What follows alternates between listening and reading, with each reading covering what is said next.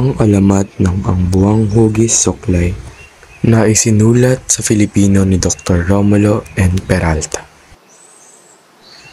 Noong unang panahon, may isang mangingisda na nagpaalam sa kanyang asawa na mamimili ito ng kagamitan sa pangingisda. Sa pagpapaalam nito na siya ay pupunta ng bayan, nagpasabay ang kanyang asawa ng isang candy para sa kanyang anak at suklay ng hugis buwan. At sabi nito, para hindi niya makalimutan na suklay ang bibili, tumingala lang siya sa buwan.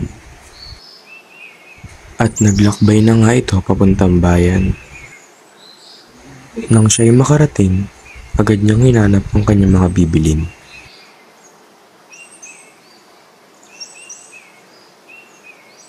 Nakalimutan nito ang isa pang pinapabili ng kanyang asawa. Kaya naman naganap-hanap pa siya sa tindahan. Hanggang sa nilapitan na siya ng tindero. Tinanong ng tindero ang lalaki kung ano nga ba ang bibili nito. Sagot naman ng lalaki ay inaalala niya pa kung ano nga ba ang pinapabili sa kanya. At nagsimula na nga magpakita ng mga bagay-bagay ang tindero na nagbabaka sakaling ayun nga ang hinahanap niya. Ang naunang pampabula ng labi at pitaka ay hindi, ngunit sa pagpapakita ng unan, may naisip ito.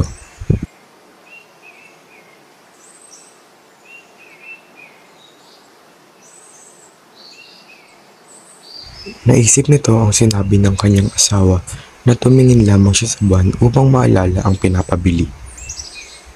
Hindi nagtagal, tumingala ang tindero at nakita ang bilog na buwan. Nakita rin ito ng lalaki at naalala ang pinapabili nitong suklay. Maya-maya pa, hinamon ng tindero ang lalaki na bilhin ang sinasabi nitong suklay para sa kanyang asawa. Sumang-ayon rin naman ang lalaki sa pusta at agad nitong binayaran. Galak na galak ang lalaki at gustong-gusto na nito makauwi dahil ang buong pag-aakala niya ay tama ang nabili niya. At nakarating na nga siya sa bahay nila. Naabutan niyang nandun ang kanyang ama at ina at ang kanyang asawa at anak. Binigay agad ng lalaki ang candy sa kanyang anak. Maya-maya pa, tinanong ng asawa nito kung nabili niya ba ang pinapabili nitong suklay. Tinuro naman agad nito kung saan nakalagay ang suklay. Hinanap ito ng babae ngunit hindi niya ito natagpuan, kaya naman kinuha ito ng lalaki upang siya ang magbigay. At binuksan niya na nga ito. Ngunit nagulat siya sa nakita niya. Ganito na lamang ang naging reaksyon ng lalaki. Galit na galit ang babae at sinabi niyang isa raw itong Miyanoy. Ito ay Seltang Lao na nangangahulog ang pangalawang asawa na mas bata sa una.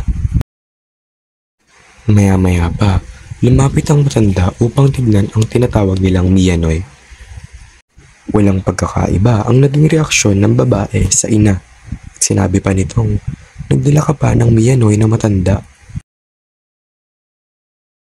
Lumapit naman ang bata upang tignan ang Miyanoy. Sa pagtingin ng bata, nagalit din ito dahil tila kinukuha raw nito ang kanyang candy.